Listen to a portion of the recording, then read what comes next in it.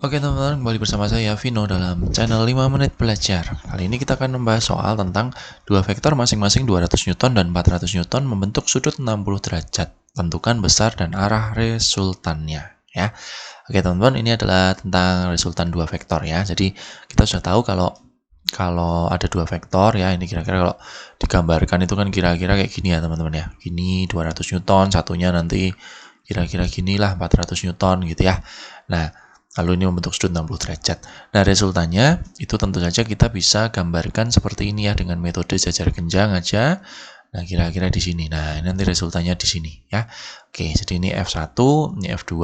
Nah, cara mencari resultan kita bisa gunakan rumus ini. Akar 200 kuadrat ditambah 400 kuadrat ditambah 2 kali 200 kali 400 kali cos 60 derajat ya. Oke, jadi di sini kita bisa hitung ya.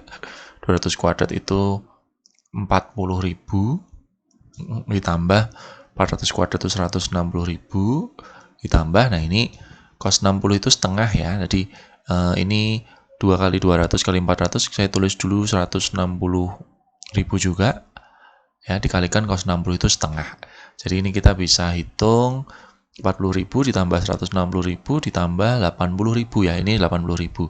Jadi sama aja 280.000.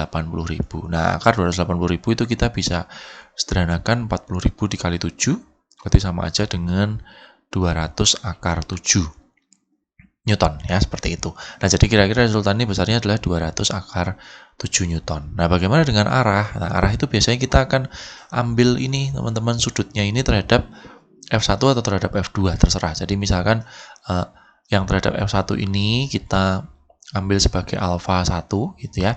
Nah, ini kita bisa bandingkan dengan persamaan ini teman-teman. Pokoknya teman-teman bisa buat perbandingan pecahan.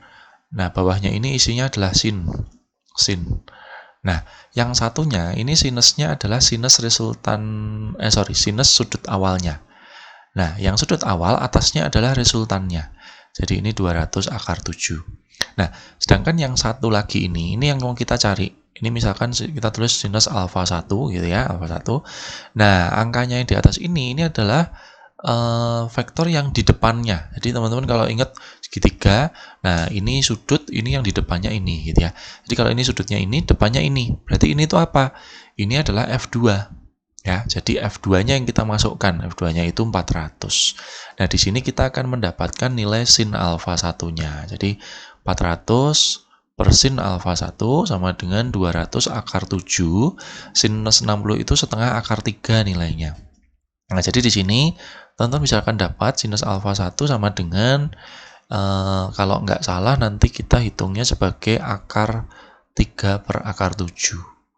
Ya, gitu. Jadi atau kalau teman-teman udah bicara rasional, nanti jadinya ketemunya kira-kira 1/7 akar 21. Nah, dalam banyak soal, kalau sinus ini bukan sinus sudut istimewa, kita tidak perlu mencari nilai sudutnya. Tetapi, dia kita katakan sebagai gini, arc sinus dari 1/7 akar 21. Nah, itu yang nilai sudutnya kita nggak perlu nyari. Tapi seandainya ini saya cari, kira-kira ya teman-teman ya, jadi ini teman-teman saya ambil kira-kira akar 7 akar 21 dibagi 7 itu berarti akar 21 kita bagi dengan 7 ya,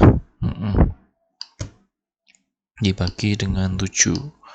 Nah, kira-kira 0,65.